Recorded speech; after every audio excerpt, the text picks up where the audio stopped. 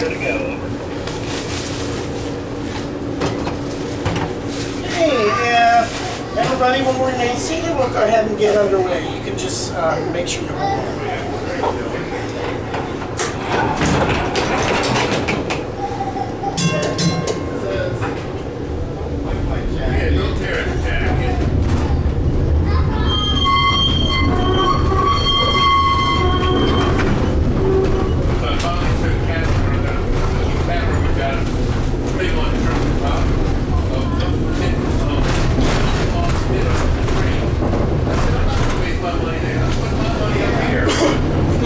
Avenue. Next stop, Glen Edwards.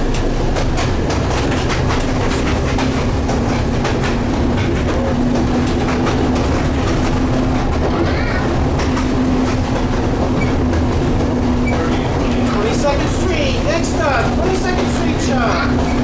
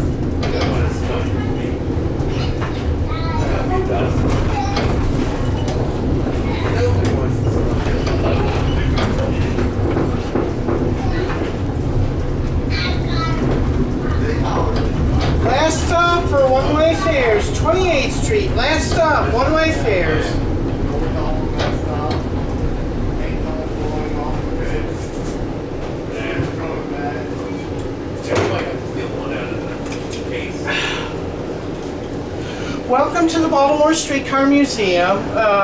Thank you for joining us today. I do want to tell you a little bit about us. We are a non-profit organization. Nobody gets paid to do what we do down here. We all volunteer. Volunteer to operate the streetcars, operate the museum, but really important, it's all volunteers that maintain and restore these streetcars.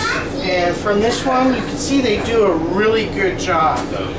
Now, remember, if something breaks on one of our streetcars, we just can't go to Track Auto and buy a part off of the streetcar. Buy a part off the shelf at Track Auto.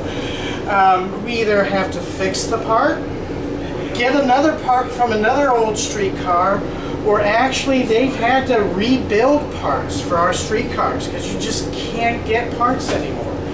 And they do this on their own time, and they do a wonderful job of this. Now this car you're on this afternoon is car 2168. It's what they call a PCC car. Well, what's a PCC car? PCC stands for President's Conference Committee. Now, back in the 30s, you had the Great Depression. All the streetcar companies were losing customers, just like other companies. What they did is the last remaining cities and last remaining streetcar builders got together, formed this committee, and charged them with redesigning the streetcar. Just start from scratch, redesign it from top to bottom. What they wanted was something that was modern, comfortable, efficient, cost-effective, to bring back the customers to the streetcar lines and start making a profit again.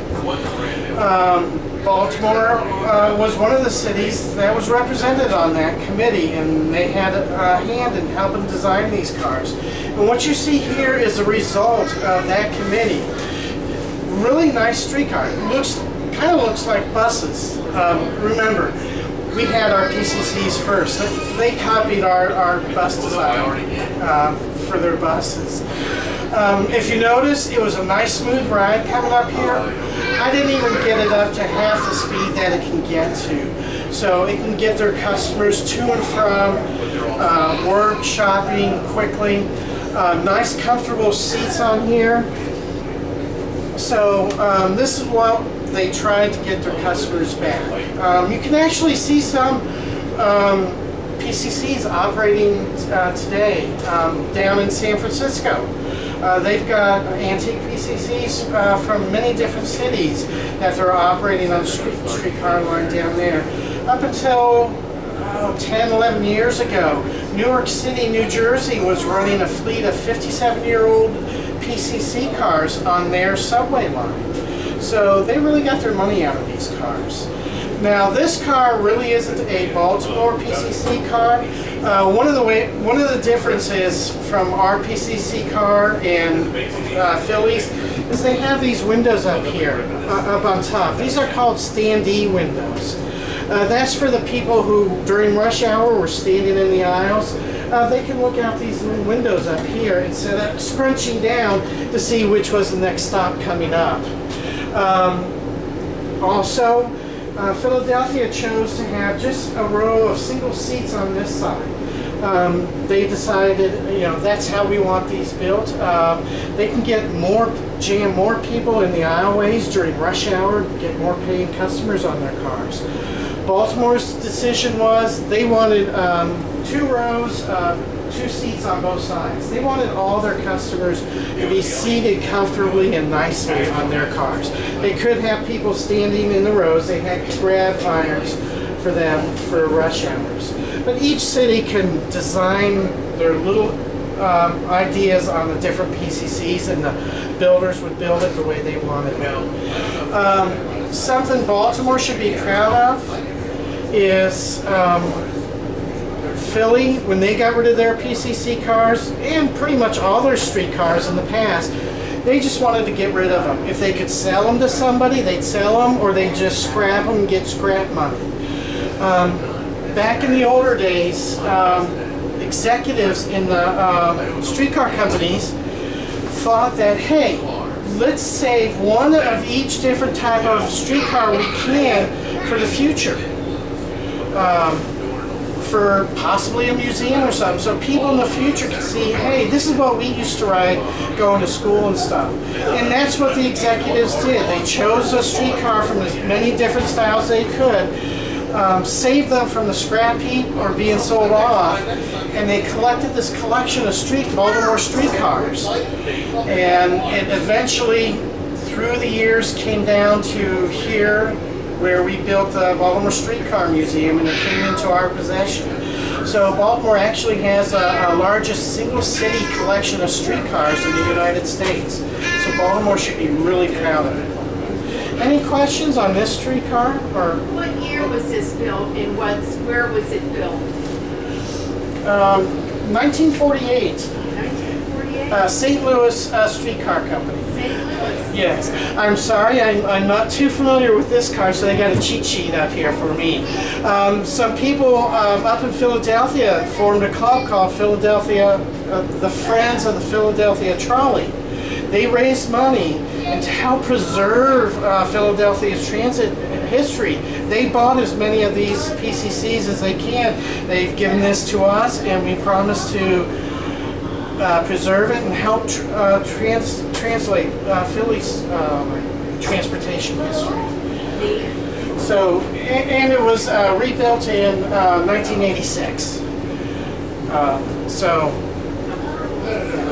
Philly has brought back, a few years ago, did bring back some of their old PCC cars, but they were heavily restored. They had to make them ADA compliant. They put air conditioners on them. PCCs never had air conditioners, except for the windows. Okay. Any other questions? Okay, we'll go ahead and get you back to the museum. The dispatcher will announce the next streetcar going out. And if you have any questions, please feel free to ask anyone. Thank you. For 2168, leaving 28th Street for the visitor center.